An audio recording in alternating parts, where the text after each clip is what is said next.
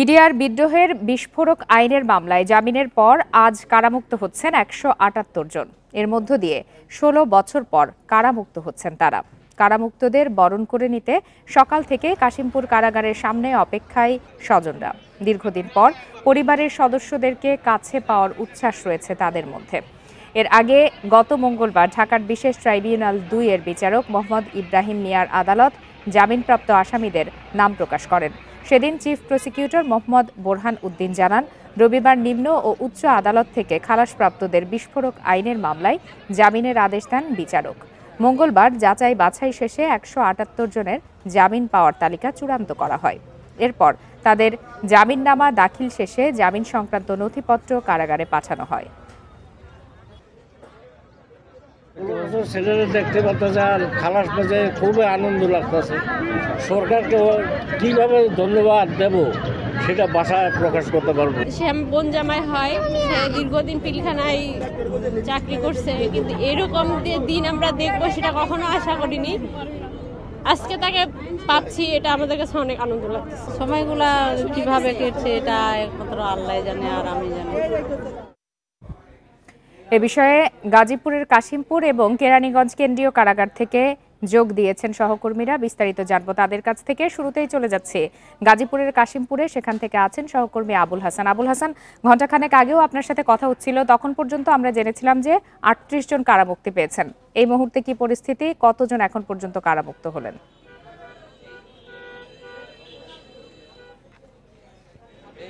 দেখুন, আমরা সর্বশেষ যে খবরটি পেয়েছি যে সর্বমোট ৪২ জন এই কাশিমপুর কারাগার থেকে বিডিআর বিদ্রোহ মামলায় জামিনে ছাড়া পেয়েছেন। এবং আপনি জানেন যে এই কারাগার থেকে যে ৩টি ইউনিট রয়েছে, হাই সিকিউরিটি পার্ট 1 এবং পার্ট 2, এই 3টি কারাগারে ১২৬ জন বন্দী ছিলেন বিডিআর বিদ্রোহ মামলায়।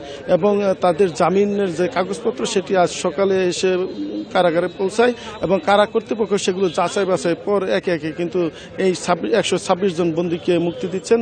এবং এই মুক্তিকে ঘিরে কাশিমপুর কারাগারের মূল ফটকে কিন্তু যারা আত্মীয় স্বজন রয়েছেন, পরিবার পরিজন, তাদের ভিড় রয়েছে এবং তারা এখানে অপেক্ষমান আছেন। অনেকের কাছে ফুলের মালা রয়েছে, ফুলের তোড়া রয়েছে। যখনই কোনো বিডিআর সদস্য এখানে আসছেন তাদেরকে কিন্তু তারা বরণ করে নিচ্ছেন এবং বুকে জড়িয়ে ধরছেন, অনেকেই কান্নাকাটি করছেন। এখানে কিন্তু আবেগ ঘন একটি পরিবেশ তৈরি হয়েছে। আপনি জানেন যে দীর্ঘ ১৬ বছর ধরে এই কারাগারে তারা বন্দী ছিলেন। আমি এই মুহূর্তে একজন কারাবন্দীর সঙ্গে কথা বলব। আবু হোসেন নাম তার, এবং তিনি কারাগারে দীর্ঘ ১৬ বছর ছিলেন। তিনি বিডিআর বিদ্রোহ মামলায় কিন্তু এখানে ছিলেন এবং তার অনুভূতির কথা আজকে আমরা জানবো। যে এখানে তো আপনি দীর্ঘ ১৬ বছর ছিলেন, এই ১৬ বছর এখানে কিভাবে কাটালেন, কি মামলায় ছিলেন, এই মামলার প্রক্রিয়াটা যদি বলতেন। আসলে আমি তো চাকরি করছি খুব অল্প দিন, আমি ৬ মাস চাকরি করছি। ৬ মাস চাকরি করার পরে পিলখানার ভিতরে যে ঘটনা ঘটে, হ্যাঁ, ভালো করে পিলখানায় চিনতাম না। হ্যাঁ, তারপরও কোনো কিছু না জানা সত্ত্বেও আমি জেলের ভিতরে বন্দী ছিলাম প্রায় ১৬ বছর। ঘটনার পরে আমি ১ বছর চাকরি করছি। মিথ্যা সাক্ষী না দেওয়ার কারণে আমাকে জেলখানে আসতে হয়েছে। হ্যাঁ, তা ভাবি নাই কোনোদিন জেল থেকে বাইরে হবো। আল্লাহ পাক রব্বুল আলামিনের অশেষ রহমতে জেল থেকে বাইরে হয়েছি। জেলের ভিতরে যখন ছিলাম আমি আমার অনেক আত্মীয় স্বজনকে হারাইছি। আমার নানি চলে গেছে, আমার মামা, আমার চাচা গেছে, আমার দাদা চলে গেছে দুনিয়া থেকে, আমি তাদেরকে দেখতে পারি নাই। অথচ আমার বড় করার ক্ষেত্রে তাদের অবদান অনেক বেশি ছিল। হ্যাঁ, তাদের অনেক ভালোবাসা আদর আমি ছোটবেলায় পেয়েছি, কিন্তু তাদের শেষ সময়টুকু আমি তাদের কাছে থাকতে পারি নাই। আজকে বাবা মা, বৃদ্ধ বাবা মা, তারা বয়স হয়ে গেছে। আমি ১৬ বছর পর বাইরে হলাম, জানি না এখন বাইরে যেয়ে কি করব। আল্লাহ পাক রব্বুল আলামিন কোথায় নিয়ে যাবে, কি অবস্থা হবে জানি না। তবে বাংলাদেশ গভর্নমেন্টের কাছে আমার একটা আবেদন যে উনি যেন আমাদের হারানোর সম্মানটুকু ফিরাই দেয়। আমরা যেন দেশের বাড়িতে যে যেন আমরা প্রান্তিক জনগোষ্ঠী হিসেবে বিবেচিত না হই, আমরা যেন সম্মান নিয়ে যেন মাথা উঁচু করে যেন আপনাদের সাথে সকলের সাথে যেন মিলেমিশে থাকতে পারি, সমাজের সাথে চলতে পারি। সবাই একটু দোয়া করবেন আমাদের জন্য। যেমনটি শুনলেন, এখানে বিডিআর বিদ্রোহ মামলায় তিনি কিন্তু দীর্ঘ ১৬ বছর এই কারাগারে অন্তর্ভুক্ত ছিলেন এবং এভাবেই কিন্তু এই কারাগার থেকে ১২৬ জন বন্দী ধীরে ধীরে বেরিয়ে আসছেন। এবং আমরা যেটি জেনেছি যে এখন পর্যন্ত ৪২ জন বন্দী তারা কারা ফটক থেকে বেরিয়ে গেছেন এবং তারা। আবুল হাসান, আপনি আমাদের সাথেই থাকুন একই বিষয়ে জানতে। এবারে চলে যাচ্ছি কেরানীগঞ্জের কেন্দ্রীয় কারাগারে, সেখান থেকে আছেন সহকর্মী শামীম আরমান। শামীম আরমান, কেন্দ্রীয় কারাগার থেকে এখন পর্যন্ত কতজন কারামুক্ত হয়েছেন এবং তাদের প্রতিক্রিয়া কেমন দেখেছেন আপনি? আমাদের বিশেষ করে যে গাজীপুর কারাগার থেকে আমাদের আবুল হাসান জানাচ্ছিলেন কিছুক্ষণ আগে যে বিডিআর বিদ্রোহের মামলায় তাদের স্বজনরা কি ধরনের আবেগ তাদের ছিল এবং একজন জওয়ান কিন্তু তাদের যে দুঃখ দুর্দশা এবং জীবনের একটি 16 বছরের গল্প তার একটি অংশ তাকে শুনিয়েছেন। ঠিক তেমনি ভাবে কিন্তু বিশেষ করে কেন্দ্রীয় যে কারাগার কেরানীগঞ্জ সেখানে কিন্তু জওয়ানরা যখন বের হলেন তখন তাদের চোখে অশ্রু ছিল এবং তাদের যে বিশেষ করে যে এখানের যে তাদের স্বজন তারা কিন্তু কান্না জড়িত কণ্ঠে তাদেরকে বুকে জড়িয়ে অনেক কান্নাকাটি করেছেন এবং তারা বলেছেন জীবনে যেই ইয়াং বয়সে তারা ঢুকেছিলেন এবং মাত্র 2 মাস 3 মাসে তাদের যখন চাকরি বয়স ছিল তারপর তাদের এই মামলার ঘানি টেনে তাদেরকে কিন্তু এখানে সেই কারাবাস করতে হলো। আজকে দীর্ঘ জীবনে 16টি বছর অর্থাৎ সোনালী অধ্যায় পার করে তারা আজকে এমন একটি দিনে দাঁড় হয়েছে যেখানে তাদের দুঃখ আর দুর্দশা তার কিছু নেই। প্রতিটা মানুষই তো তারা হতাশা প্রকাশ করেছেন। তারা বলেছেন একটি সুন্দর সময় যখন মানুষের থাকে পরিবার পরিজন নিয়ে ঘুরে বেড়ানো এবং চাকরি জীবনের একটা সুন্দর সময় থাকে সেই সময়টা তাদেরকে কারাবাসের ভিতরে থাকতে হলো। তারা বলেছেন যে বাকি জীবনটা যাতে তাদেরকে অন্তত এই যে কালিমা লেপন হয়েছে তাদের সেই কালিমা থেকে মুক্ত করে তাদের অনেকে দাবি করেছেন যে চাকরিতে তারা যেন বহাল রাখে এবং পরিবার পরিজন নিয়ে তারা যেন অন্তত একটা সমাজে সম্মান নিয়ে তারা বাঁচতে পারেন এমনটা জানিয়েছেন। এবং আমাকে কয়েকজন বলেছেন যে তাদের যে শরীরে যে অসুস্থতা দানা বেঁধেছে অসুখ হয়েছে সেই জীবনটা হয়তো বাকি জীবন কতদিন বাঁচবেন সেটাও অনেকে জানে না, কারণ বৃদ্ধ বয়সে তারা আজকে অনেকে বের হলেন, অনেকে কিন্তু যে ইয়াং বয়সে ঢুকেছিলেন তারা কিন্তু আজকে অনেকটা বয়স পার হয়ে গেছে, তারা আজকে পরিবার পরিজন নিয়ে যাচ্ছে। আবার অনেকে তাদের বাবা মাকে হারিয়েছে এবং তাদের স্বজনদের রাষ্ট্রীয় পর্যন্ত দেখতে পারেনি, এমন দুঃখ দুর্দশা নিয়ে তারা কিন্তু আজকে বের হয়েছে। ইতিমধ্যে কিন্তু প্রায় 41 জন তারা সবাই কিন্তু এখান থেকে তারা বের হয়েছেন এবং তাদেরকে বুকে জড়িয়ে ধরে অনেকে গাড়ি নিয়ে এসেছেন, ফুলের মালা দিয়ে বরণ করেছেন।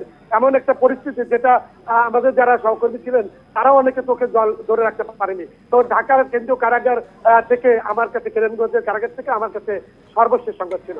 শামীম আরমান এবং আবুল হাসান, আপনাদের দুজনকেই ধন্যবাদ। হারানো চাকরি ফেরত ও পুনর্বাসন চান পিলখানা ট্র্যাজেডির বিস্ফোরক আইনের মামলায় জামিনে মুক্ত 178 সাবেক বিডিআর সদস্য। দীর্ঘ 16 বছর পর বৃহস্পতিবার গাজীপুরের কাশিমপুর ও কেরানীগঞ্জের কেন্দ্রীয় কারাগার থেকে একে একে বের হন তারা। গতকাল তাদের জামিন আদেশ কারাগারে পৌঁছায়। যাচাই বাছাই শেষে আর কোনো মামলায় আটকাদেশ না থাকায় জামিনে কারামুক্ত হন তারা। গাজীপুরের কাপাসিয়া উপজেলার সিংহশ্রী এলাকার মামুন চাকরি করতেন বিডিআরে। মাত্র 3 বছর চাকরি করার পর তার জীবনে নেমে আসে অন্ধকার। বিডিআর বিদ্রোহ মামলায় 2009 সালে গ্রেপ্তার হন তিনি। এরপর দীর্ঘ 16 বছর কেটেছে অন্ধকার প্রকোষ্ঠে। জেল জীবনের শুরুতে তার স্ত্রী ছিলেন অন্তঃসত্ত্বা। দীর্ঘদিন পর বাবা মেয়ের মিলন কারাফটকে এক আবেগঘন পরিবেশ সৃষ্টি করে। আজ আমি ক্লাস 9ম শ্রেণীতে পড়ে আমি আমার বাবাকে ফিরে পেয়েছি।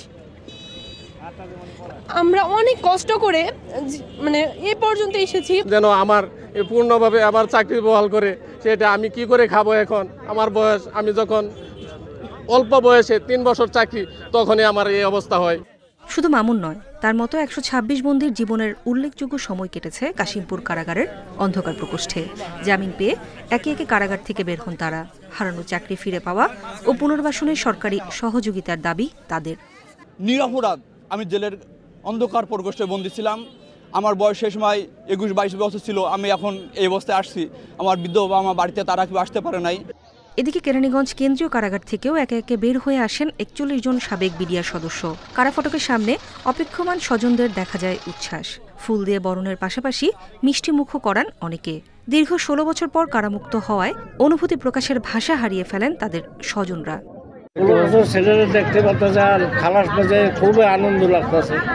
সরকারকে কিভাবে ধন্যবাদ দেব সেটা ভাষায় প্রকাশ করতে পারবো। সে বোন জামাই হয়, সে দীর্ঘদিন পিলখানায় চাকরি করছে, কিন্তু এরকম দিন আমরা দেখবো সেটা কখনো আশা করিনি। 2009 সালের 25 ফেব্রুয়ারি পিলখানা ট্র্যাজেডিতে 57 সেনা কর্মকর্তা সহ 74 জন নিহত হন। ওই ঘটনায় হত্যা ও বিস্ফোরক আইনে 2টি মামলা হয়। হত্যা মামলায় খালাস বা সাজাভোগ শেষে বিস্ফোরক মামলার কারণে 468 জনের মুক্তি আটকে আছে দীর্ঘদিন। নূরে জান্নাত, ইন্ডিপেন্ডেন্ট নিউজ। এ বিষয়ে আলোচনা করতে এই মুহূর্তে আমাদের সঙ্গে যোগ দিয়েছেন সুপ্রিম কোর্টের আইনজীবী ব্যারিস্টার ওমর ফারুক। ব্যারিস্টার ওমর ফারুক, আপনাকে স্বাগত জানাচ্ছি ইন্ডিপেন্ডেন্ট টেলিভিশনে। আমরা এতক্ষণ প্রতিবেদনে দেখাচ্ছিলাম, সরাসরিও দেখানোর চেষ্টা করেছি যে বিডিআর বিদ্রোহের বিস্ফোরক আইনের মামলায় ১৭৮ জন কারামুক্ত হচ্ছেন। তাদের ১৬ বছর কারাগারে কাটাতে হলো, এতে কারো কোনো দায় বা গাফিলতি দেখছেন কিনা? জি ধন্যবাদ আপনাকে, ধন্যবাদ যারা দেখছেন শুনছেন ইন্ডিপেন্ডেন্ট টেলিভিশন। এটি বড় মর্মান্তিক, ১৬টা বছর চলে গেছে জীবন থেকে, এবং সবচেয়ে বড় একটি বন্দোবস্তের মাধ্যমে, মিথ্যা বন্দোবস্তের মাধ্যমে তাদেরকে কারাগারে রাখা হয়েছে আয়োজন করে। যারা সত্যিকারের ঘটনার নায়ক, যারা সত্যিকারের ঘটনা ঘটিয়েছে আল্টেরিয়ার মোটিভে অথবা বড় কোনো পরিকল্পনার অংশ হিসেবে, তারা ধরাছোঁয়ার বাইরে রইল। আর নিরীহ এই জওয়ানরা, যাদের বয়স তখন ছিল 22, যাদের বয়স তখন ছিল 23, যাদের বয়স সো এন্ড সো, তারা 16 বছর ওখানে ছিল। এর চেয়ে বড় যন্ত্রণার আর কি হতে পারে? আপনি প্রশ্ন করেছেন কারো কি দায় আছে কিনা। অবশ্যই তো দায় আছে। দায় ছাড়া সে নিরপরাধ মানুষ কিভাবে কারাগারে থাকে? প্রসিকিউশনের দায় আছে। যারা কনাইভেন্স করেছে, যারা পরিকল্পনা করে উদুরচুন্ডি ভুদুর ঘাড়ে চাপিয়ে দেওয়ার জন্য, একজনের দোষ অন্যের ঘাড়ে চাপিয়ে দেওয়ার জন্য এই নিরীহ সৈনিকদেরকে 16 বছর কারা অন্তরীণ করে রেখেছে, তাদেরকে তো অবশ্যই শাস্তির আওতায় আনতে হবে, দায়ের আওতায় আনতে হবে। এই কারণে আনতে হবে, এই 16 বছর তাদের অমানুষের যে ঘোর অন্ধকার ছিল, কারো সংসার ভেঙেছে, কারো ছেলে পেলে ড্রপ আউট হয়েছে স্কুল থেকে, কেউ তার স্বজন, বাবা মারা গেছে, মা মারা গেছে, স্বজন মারা গেছে, জানাজায় যেতে পারেনি। এই যে বড় যন্ত্রণা, এই যন্ত্রণার হিসাব তো দিতে হবে। উন্নত দেশ হলে রাষ্ট্র এটার দায়িত্ব নিত অনেক বড় ক্ষতিপূরণের মাধ্যমে। আমি তো বলবো ক্ষতিপূরণ দিতে হবে ওদের পকেট থেকে, যারা সংশ্লিষ্ট এই বিচারের সাথে জড়িত ছিল, যারা জেনে শুনে এই নিরপরাধ মানুষগুলোকে অপরাধ বানানোর জন্য মরিয়া ছিল। তাদেরকে চিহ্নিত করা তো কঠিন কিছু না।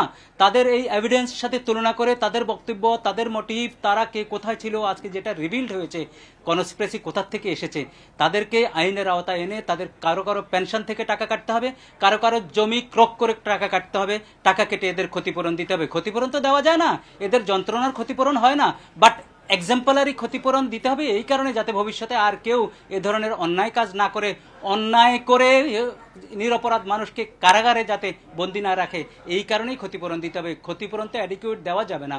16 বছরের যন্ত্রণা। ক্ষতিপূরণ তো শুধু আর্থিক ক্ষতিপূরণ নয়, তারা যেমনটি আমাদের কে জানাচ্ছিলেন সহকর্মীদের মাধ্যমে যে তারা স্বাভাবিক জীবনে ফিরতে চান, তারা আরো কর্ম করতে চান। সেক্ষেত্রে আসলে রাষ্ট্রের কি দায়িত্ব রয়েছে বলে আপনি মনে করেন?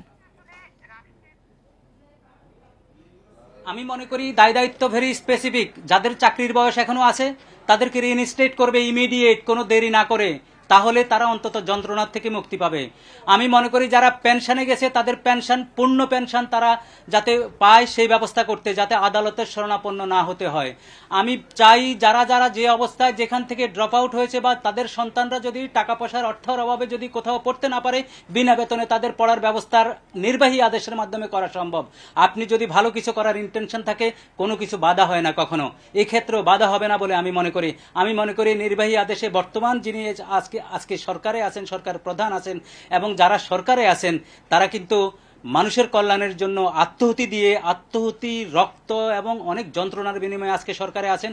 তাদের অবারিত ক্ষমতা, অবারিত দায়িত্ব, সেই দায়িত্ব তারা পালন করবে এদের রিইনস্টেটের মাধ্যমে, এদের পূর্ণ পেনশনের মাধ্যমে, আর যারা এখনো ভিতরে আছে অতি শীঘ্রই তাদেরকে বের করার ব্যবস্থার মাধ্যমে।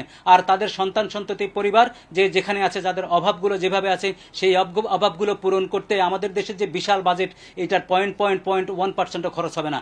আমি আজকে আপনাদের মাধ্যমে আবেদন করব, অন্তত 16 বছরের যন্ত্রণার পরে তারা যাতে একটু হাসতে পারে, তারা যাতে একটু চলতে পারে, তারা যাতে সমাজে যাতে একটু বুক উঁচিয়ে বলতে পারে। আপনি তো অনেক ভাবে ক্ষতিপূরণ দেওয়ার কথা বলছেন, তো এর কি কোনো বিধিবদ্ধ আইন রয়েছে কিনা যে এই প্রক্রিয়া অনুসারেই এই ক্ষতিপূরণ দিতে হবে? বিধিবদ্ধ আইন যদি ফলো করতে হয় তাহলে এক্ষেত্রে আবার তাকে 32 বছর অপেক্ষা করতে হবে। বাংলাদেশের লিগ্যাল সিস্টেম যেভাবে আমরা এগুচ্ছি, এটা অনেক ধীর গতি, এটা গতি আনা অনেক সমসাপেক্ষ ব্যাপার। যদি সে লিগ্যাল ফ্রেমে যদি যায়, তাকে যদি ওখানে আবার ফেলে দেন, তাহলে আরেকটি অন্যায় হবে। কারণ তখন সে প্রথমে ক্ষতিপূরণের মামলা করবে, প্রথম কোর্টের রায় হবে, দ্বিতীয়বার আবার আপিল করবে, তৃতীয়বার, এটা লেংদি প্রসেস। এই ক্ষতিপূরণ দিতে হবে নির্বাহী আদেশের মাধ্যমে, এবং নির্বাহী আদেশের মাধ্যমে অর্থাৎ আপনি বলছেন নির্বাহী আদেশের মাধ্যমে ক্ষতিপূরণ দিতে হবে। আপনাকে অনেক ধন্যবাদ বিস্তারিতভাবে বিষয়গুলো তুলে ধরার জন্য। অনেক ক্ষেত্রেই অন্তর্বর্তী সরকার নিরপেক্ষ ভূমিকা পালন করতে পারেনি। অভিযোগ বিএনপি মহাসচিব মির্জা ফখরুল ইসলাম আলমগীরের। তাই বৃহত্তর স্বার্থে তাদের নিরপেক্ষ থাকার আহ্বান জানান তিনি। দুপুরে জাতীয় প্রেস ক্লাবে শহীদ আসাদের ৫৯তম মৃত্যুবার্ষিকীর আলোচনায় ফখরুল আরও বলেন, দ্রুত নির্বাচন প্রশ্নে উদ্দেশ্য প্রণোদিতভাবে একটি মহল বিতর্ক সৃষ্টির অভিযোগ তার। দেশের মানুষ ১৫ বছর ধরে ভোটের অপেক্ষায় আছে উল্লেখ করে তিনি জানান, দ্রুত নির্বাচন না হলে সংকট আরও বাড়তে পারে। ২৪-এর গণঅভ্যুত্থানের মূল লক্ষ্য গণতন্ত্র ও ভোটাধিকার প্রতিষ্ঠা, তা এখনও পূরণ হয়নি বলেও একথা উঠে আসে এ আলোচনায়। আসে দ্রুত সংস্কার শেষ করে এ বছরই নির্বাচন দেওয়ার দাবি। আমরা দেখি যে বেশ কিছু বিষয়ে অন্তর্বর্তীকালীন সরকার নিরপেক্ষতা পালন করতে পারছেন না। আমি তাই অনুরোধ করব, আমি প্রত্যাশা করব যে আমরা আশা করি যে অন্তর্বর্তীকালীন সরকার তারা সেই নিরপেক্ষতা পালন করবেন এবং দেশে যে সংকট আছে সেই সংকট থেকে দেশকে মুক্ত করবার জন্য তারা কাজ করবেন। দিন দিন আইনশৃঙ্খলা পরিস্থিতির উন্নতি হচ্ছে। জাতিকে একটি সুন্দর নির্বাচন উপহার দেওয়া সম্ভব বলে জানিয়েছেন নির্বাচন কমিশনার আব্দুর রহমানেল মাসুদ। ভোটার তালিকা হালনাগাদ উপলক্ষে পটুয়াখালীতে মত বিনিময় সভায় একথা জানান তিনি। নির্বাচন কমিশনার বলেন, জাতিকে সুষ্ঠু, নিরপেক্ষ ও গ্রহণযোগ্য নির্বাচন উপহার দিতে কাজ করছে কমিশন। আইনশৃঙ্খলা পরিস্থিতির উন্নতি হওয়ায় ভোট গ্রহণের পরিবেশও সুন্দর হবে। আপাতত ব্যালটের মাধ্যমেই নির্বাচনের জন্য প্রস্তুতি নিচ্ছে কমিশন। সুষ্ঠু নির্বাচন করা নির্বাচন কমিশনের সাংবিধানিক দায়িত্ব জানিয়ে তিনি আরও বলেন, নির্বাচনকে কোনোভাবেই প্রভাবিত করার সুযোগ নেই। যে অবশ্যই আইন শৃঙ্খলা দিন দিন উন্নত হচ্ছে এবং বাই দিস টাইম পরিপূর্ণভাবে উন্নত হয়ে যাবে এবং ভোট গ্রহণের যে পরিবেশ সেটা সুন্দর সৃষ্টি হবে। সুষ্ঠু এবং গ্রহণযোগ্য নির্বাচন করার জন্য নির্বাচন কমিশনারের একটা সাংবিধানিক দায়িত্ব, সেই দায়িত্ব আমরা অটল আছি। স্বৈরাচার শেখ হাসিনা সরকারের সময় বাংলাদেশ থেকে পাচার হওয়া বিলিয়ন ডলারের অর্থ ফিরিয়ে আনতে প্রধান উপদেষ্টা অধ্যাপক মোহাম্মদ ইউনূস ইউরোপীয় সেন্ট্রাল ব্যাংকের প্রেসিডেন্ট ক্রিস্টিন লাগার্ডের সহায়তা চেয়েছেন। বুধবার সুইজারল্যান্ডের দাভোসে ওয়ার্ল্ড ইকোনমিক ফোরামের বার্ষিক সম্মেলনের ফাঁকে প্রধান উপদেষ্টা ক্রিস্টিন লাগার্ডের সাথে বৈঠক করেন। এ সময় অধ্যাপক ইউনূস ক্রিস্টিন লাগার্ডকে বলেন, স্বৈরাচারী শাসকের ঘনিষ্ঠ ধনকুবেররা শুধুমাত্র দেশের ব্যাংকিং খাত থেকেই প্রায় ১৭ বিলিয়ন মার্কিন ডলার পাচার করেছে এবং শেখ হাসিনার ১৫ বছরের শাসনামলে প্রতি বছর ১৬ বিলিয়ন ডলার করে দেশ থেকে পাচার হয়েছে। এটি ছিল একটি বিশাল ডাকাতি। পরে ক্রিস্টিন লাগার্ড বাংলাদেশ এই অর্থ পুনরুদ্ধার ও দেশে ফেরানোর জন্য IMF এর সাহায্য নেয়ার সুপারিশ করেন। বাজারে চালের সংকট নেই, কিন্তু বিক্রি হচ্ছে চড়া দামে। ২ সপ্তাহ ধরে মোটা চালের দাম ৫৮ টাকা কেজি আর সরু চাল কমপক্ষে ৮০ টাকা।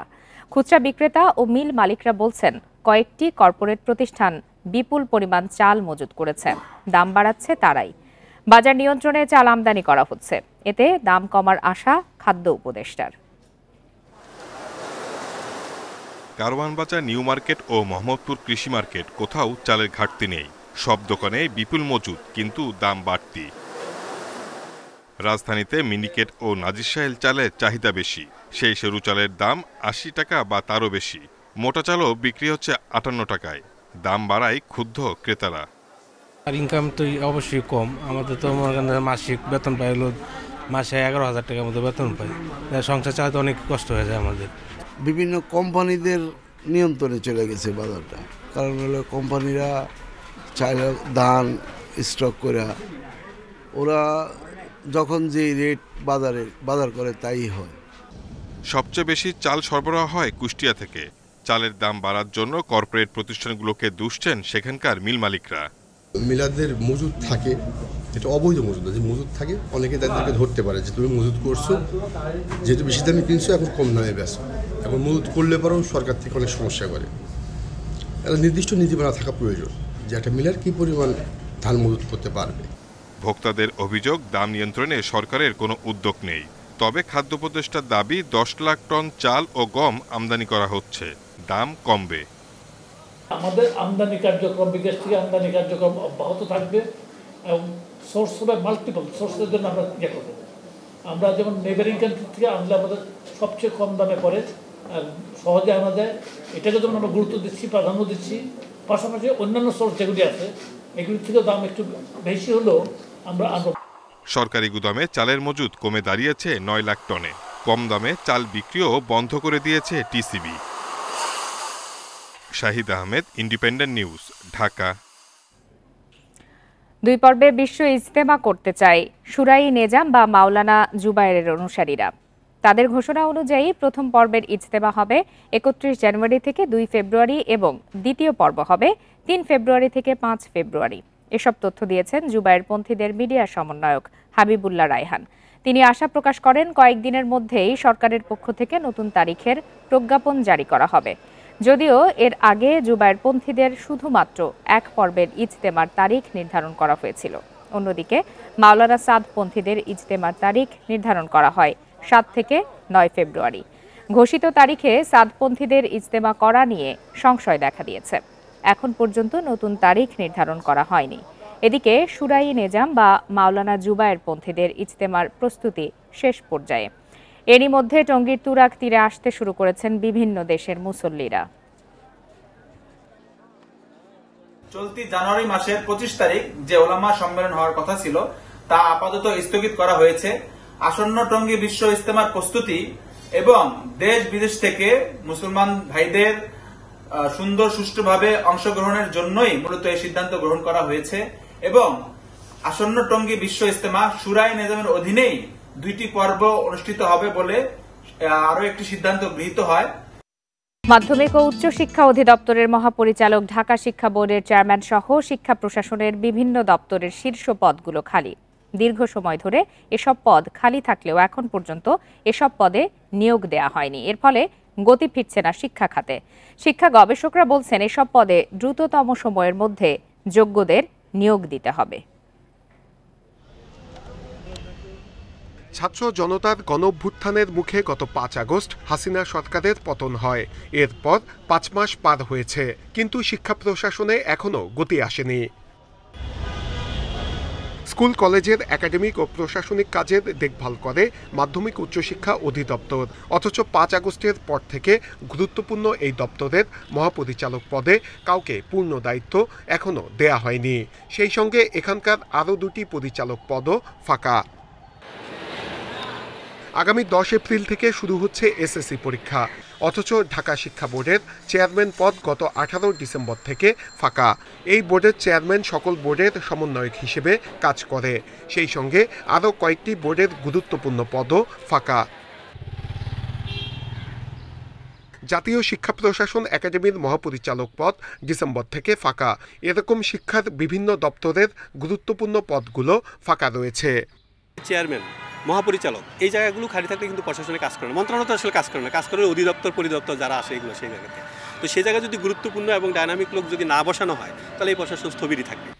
শিক্ষা দপ্তরগুলোর গুরুত্বপূর্ণ পদে দায়িত্ব পালন করেন শিক্ষা ক্যাডারের জ্যেষ্ঠ অধ্যাপকরা। শিক্ষা মন্ত্রণালয় বলছে তদবিরের চাপে এসব পদে নিয়োগ দেয়া যাচ্ছে না।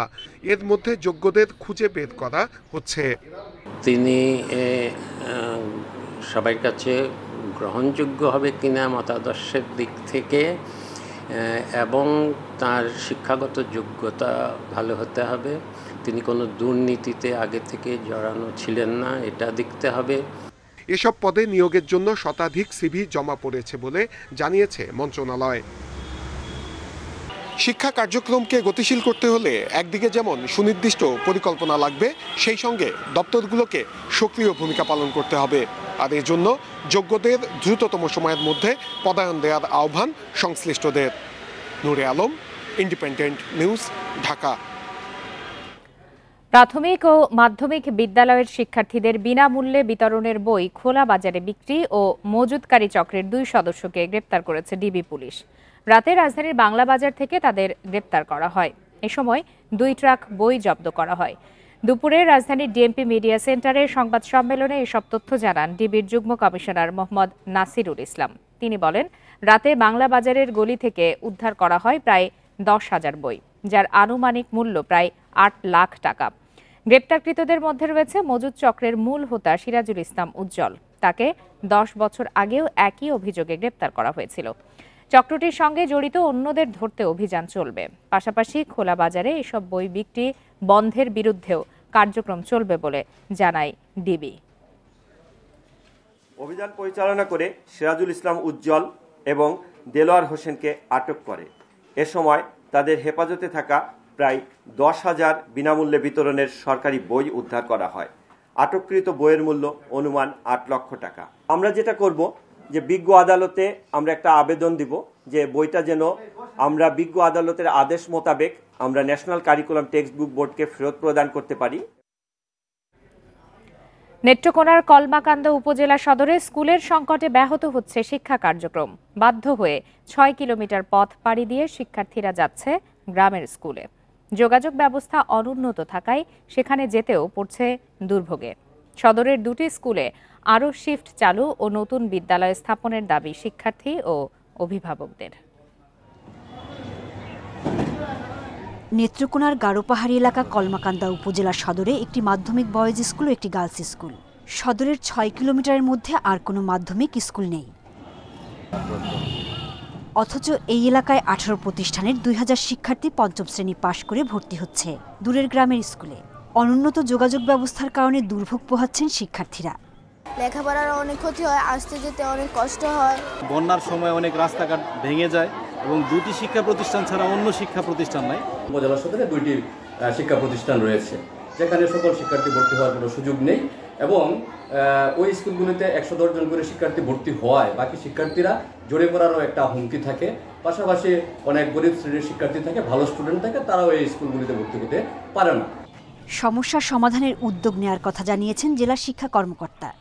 সরকারের কাছে আবেদন করে যদি আনতে পারে সেটা আমি উৎসাহ প্রদান করি। যেখানে আরেকটা সরকারি স্কুলে আরেকটা শিফট হলে এলাকাবাসী অনেক উপকৃত হয়। প্রতি বছর মাত্র 220 জন শিক্ষার্থী পড়তে পারেন কলমাকান্দা সদরের 2টি স্কুলে। Independent news.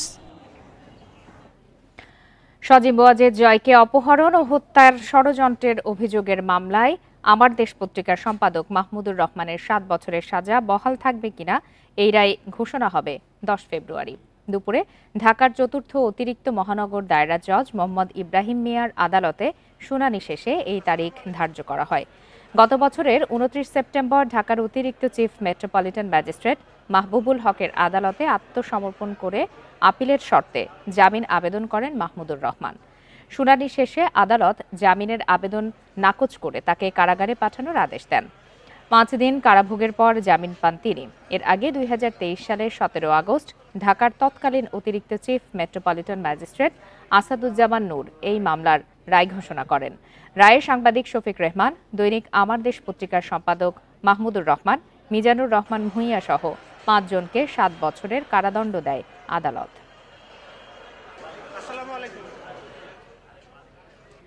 নির্মাণাধীন ভবনে চুরির ঘটনা ঘিরে চট্টগ্রাম রপ্তানি প্রক্রিয়াকরণ অঞ্চল সিইপিজেড এর ভেতরে পোশাক ও নির্মাণ শ্রমিকদের মধ্যে বুধবার রাতে দফায় দফায় সংঘর্ষ হয়েছে। তবে বর্তমানে পরিস্থিতি স্বাভাবিক রয়েছে। সকাল থেকে কাজে যোগ দিয়েছেন সিইপিজেড এর সব কারখানার শ্রমিকরা। কোনো ধরনের বিক্ষোভ ও অসন্তোষের খবর পাওয়া যায়নি। বাড়ানো হয়েছে পুরো এলাকার নিরাপত্তা ব্যবস্থা। শিল্প পুলিশ ও নিয়মিত পুলিশ সদস্যদের টহলও বাড়ানো হয়েছে। শিল্প পুলিশ জানিয়েছে বুধবার রাতেই শ্রমিক সহ সব পক্ষের সাথে আলোচনার মাধ্যমে বিষয়টি সুরাহা হয়েছে। গুজব ও ভুল বোঝাবুঝির কারণে অনাকাঙ্ক্ষিত পরিস্থিতি দেখা দেয়। বুধবার রাত 8:30টার দিকে নির্মাণাধীন একটি কারখানার মধ্যে 3 জন লোক ঢুকে পড়েন। নির্মাণ শ্রমিকরা চোর ভেবে তাদের মারধর করেন। এ নিয়ে দুপক্ষের সংঘর্ষ হয়।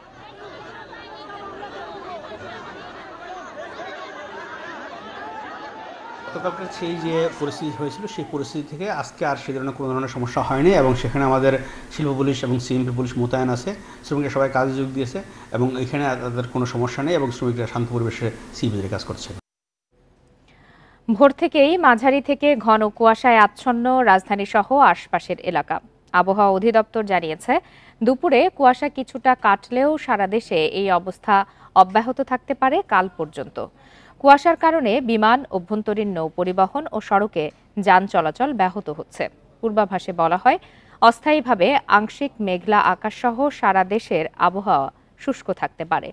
শেষ রাত থেকে সকাল পর্যন্ত উত্তর পশ্চিমাঞ্চলের কোথাও কোথাও মাঝারি থেকে ঘন কুয়াশা পড়তে পারে। অনেক জায়গায় দুপুর পর্যন্ত থাকতে পারে হালকা থেকে মাঝারি কুয়াশা। দক্ষিণাঞ্চলে রাত ও দিনের তাপমাত্রা সামান্য বাড়বে। কুয়াশা কেটে গেলে 25 থেকে 27 জানুয়ারি রাতের তাপমাত্রা আরও কমবে। এ সময় শীতের অনুভূতি কিছুটা বাড়লেও 28 জানুয়ারি থেকে দিন ও রাতের তাপমাত্রা বাড়তে শুরু করবে।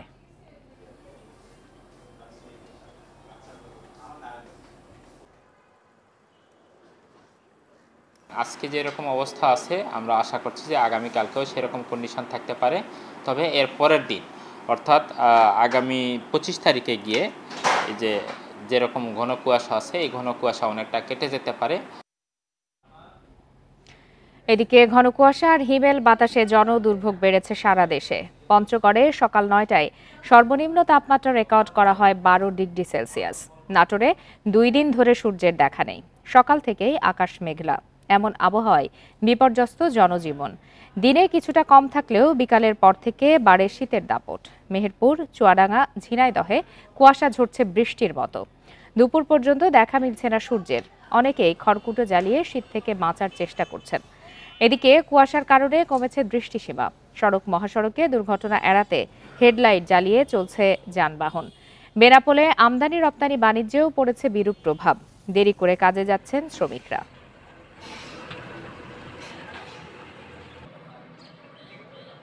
আর এই ছিল আজকের বিরতিহীন সংবাদ দুপুরে। এতক্ষণ সাথে থাকার জন্য ধন্যবাদ সবাইকে।